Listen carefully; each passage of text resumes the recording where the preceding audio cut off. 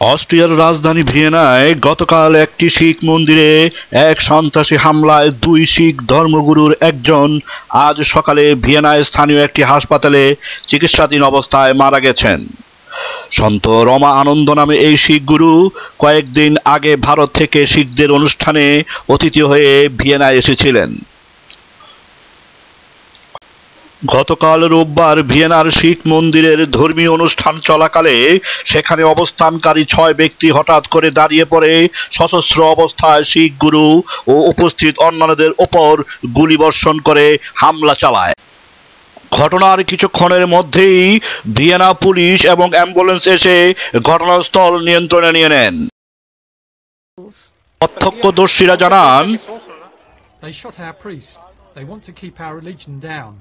They are radical and want to go back 3 or 4 centuries in time, but we are in the 21st century. 16 shots.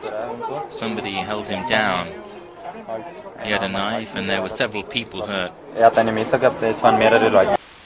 Vienna পুলিশের এক শীর্ষ কর্মকর্তা বলেন, According to what we know now, the 6 men did not agree with the priest.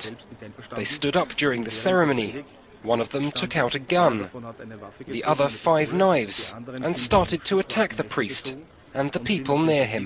5 or 6 of the patients are in a severe critical condition. There was a headshot and shots to the abdominal area.